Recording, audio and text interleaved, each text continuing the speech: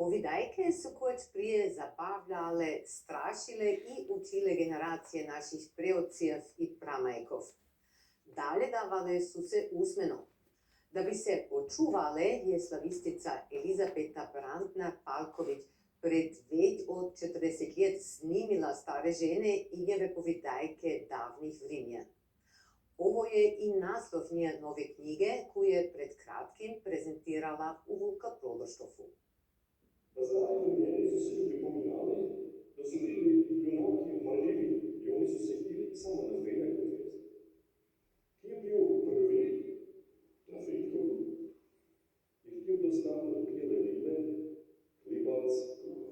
У сиоској дворани у Вулка Продоштофу публика интересирано послуша повидајку о Биелој вили. Тако су то овде пред многими лети наредно чинила школска дица, ка су уживала повидајке учителице Поле Бар.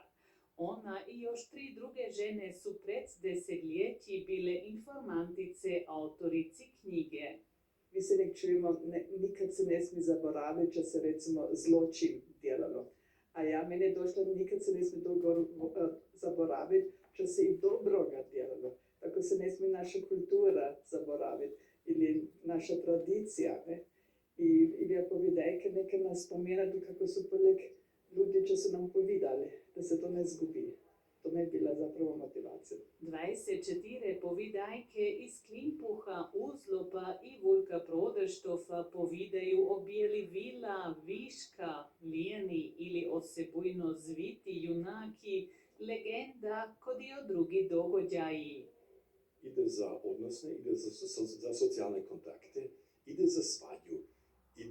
Dva susjede se svađaju zbog kokuješ. Sad, svađat se možeš zbog svega i svačega, ali ti su se svađali zbog kokuješ, kad su letili na susjedni vrt. I zbog toga su se procesuirali. To je fantastično čitat, a to je tema kako ćemo se opet pomiriti. To znači, svaka povjedajka ima i poruku. Ima fantastične moralne istine, ki su se nek važne bile i ki se nek važne bile. Kad se ja prvo gledam neke povidajke, si mislim u današnjem času nisu tako, su neke zaistinu strašne, ne? Ja? Ali to je bilo, mi smo se bojali kod neki, ali ipak smo kani to čut, ne? To je bilo nam, sad imamo krimi serije, ne, to tada nije bilo, to su bili naše krimi serije.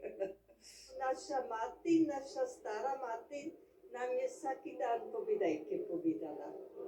Ja, od vraga i tako povidajke povedati, da smo se bili boja. Vaša mama je ovde doprinesla jednu povidajku o Bijeloj vili. Je i vam povedala vaša mama povidajku? Da, ona je bila učiteljica, a tode da su se na miru se povidajku povedali. Ju 2014. leta je Elizabeta Brantner-Palković publicirala ovje povidajke u originalnom sioskom govoru. Sada su ali predijelane na književni gradišćansko-hrvatski i nimški jezik uz posebne ilustracije Mihaela Palkovića.